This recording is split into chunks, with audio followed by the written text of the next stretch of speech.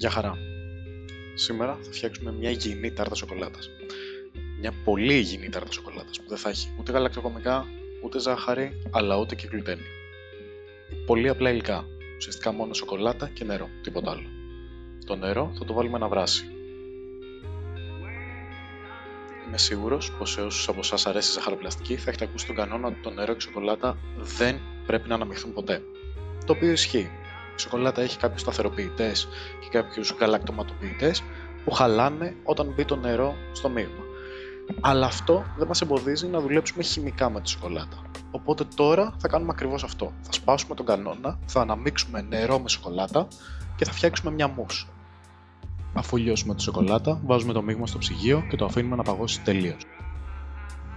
Για τη βάση λοιπόν της τάρτας, αντί για βούτυρο που έχει μέσα λακτόζη, θα χρησιμοποιήσουμε βούτυρο κακάο και αμύγδαλο φιλέ και βρώμη, τα οποία θα ψήσουμε για να τους δώσουμε λίγο χρώμα και πιο έντονη γεύση.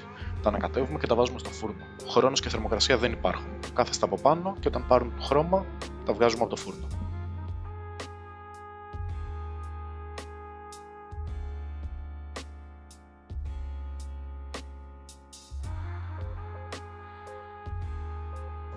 Αφού δημιουργήσουμε λοιπόν μια βάση που θα είναι σταθερή για την τάρτα μας και θα μπορούμε μετά να την κόψουμε, χρησιμοποιούμε και λίγο μέλι για να δώσουμε αυτή τη γλύκα που λείπει από τα υπόλοιπα υλικά μας, γιατί δεν χρησιμοποιούμε καθόλου ζάχαρη σε αυτή τη συνταγή.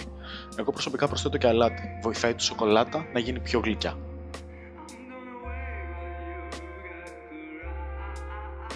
Στρώνουμε λοιπόν αυτό το μείγμα στον πάτο ενός ταψιού.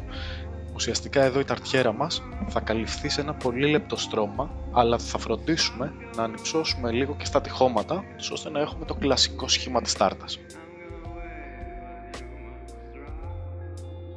Αφού στρώσουμε τη βάση, την αφήνουμε στο ψυγείο να παγώσει και προχωράμε με το να φτιάξουμε τη μουσ.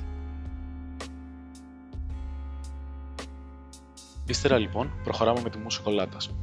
Το νερό και η σοκολάτα έχουν κάνει ένα μείγμα το οποίο τώρα θα μας βοηθήσει στην υφή που είναι να πάρει αέρα η σοκολάτα και ουσιαστικά να γίνει μια μορφή σαντιγής. Σαντιγή που τα μόνα λιπαρά που έχει είναι τα λιπαρά της σοκολάτας, το βούτυρο κακάο που περιέχει δηλαδή η ίδια. Αυτό μας δίνει ξεκάθαρη γεύση της σοκολάτας, χωρίς κανένα άλλο υλικό και χωρίς να έχει διαλυθεί καθόλου η έντασή της.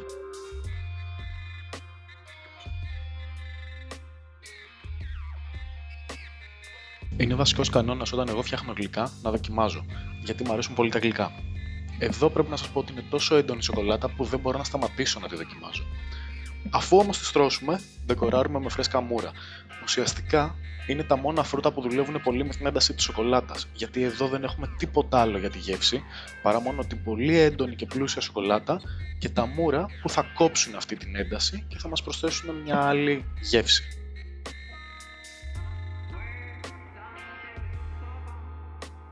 Και ενώ εσείς θα με βλέπετε να κόβω και να δοκιμάζω αυτή την πολύ πλούσια και υπέροχη τάρτα και θα σας τρέχουν τα σάλια ελπίζω, θέλω να σας πω ευχαριστώ για άλλη μια φορά που είδατε το επεισόδιο, πατήστε like αν σας άρεσε, γίνετε συνδρομητές στο κανάλι, ειδοποιήστε και τους φίλους σας ότι μπορούν να γίνουν συνδρομητές στο κανάλι για να δουν και άλλες ωραίες συνταγές όπως αυτή, και ενώ εγώ τώρα πάω να απολαύσω το κομμάτι μου, σας αφήνω και ελπίζω να τα ξαναπούμε. Γεια χαρά!